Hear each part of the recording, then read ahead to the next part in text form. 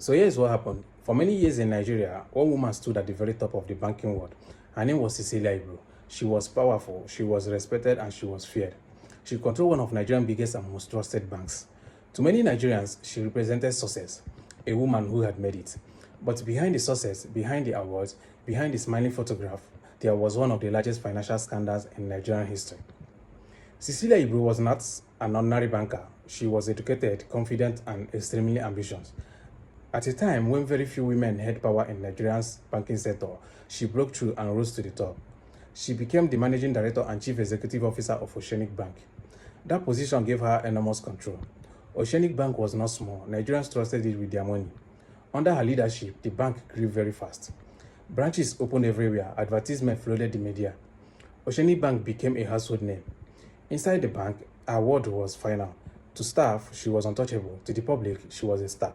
Imagine that. By the mid-2000s, Oceanic Bank was everywhere. People trusted the bank with salaries, business, and life savings. Big companies packed huge funds there. Ordinary Nigerians believed their money was safe.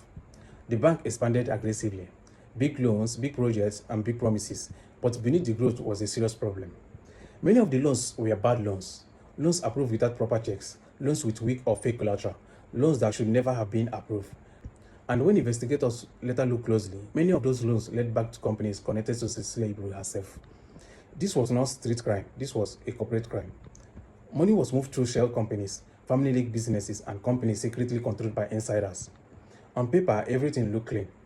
Loan approvals were signed, files were complete, reports were stamped. But in reality, loans were not repaid, collateral was fake or useless, risk reports were ignored. Some staff noticed the problem, some questioned transactions. They were silenced, transferred, pushed out, or forced to stay quiet. Because when the CEO controls everything, speaking up becomes dangerous. This crime did not happen alone. For something this big to succeed, many systems had to fail. Auditors failed, internal controls failed, regulators were slow. As long as the bank looked successfully, nobody wanted to dig deeper. So Oceanic Bank continued operating while billions quietly disappeared. By the time alarms were raised, the damage was already done. In 2009, everything changed.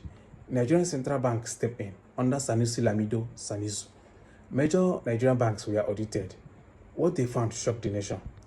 Oceanic Bank was technically insolvent. Billions of naira in non-performing loans, massive holes in the balance sheet. Many of those loans were tied directly to Cecilia Ibru. In August 2009, the announcement came. Cecilia Ibru was removed as CEO. Nigerians were stunned. After her removal, events moved quickly. She was arrested and charged with financial fraud, abuse of office, granting fraudulent loans, and stealing billions of naira. Then something unexpected happened. She pleaded guilty. That admission shocked Nigerians. Powerful people rarely admit guilt, but she did. Investigators uncovered massive assets, luxury mansions in Lagos, properties in Abuja, high-value real estate abroad. The value ran into billions of naira. This was not salary, this was bonuses. This was stolen money. Instead of a long prison sentence, Cecilia Ibru entered a plea bargain. She returned assets, served a reduced sentence, and was released early. Many Nigerians were angry. They asked one simple question: if this was a poor person, would the punishment be this light?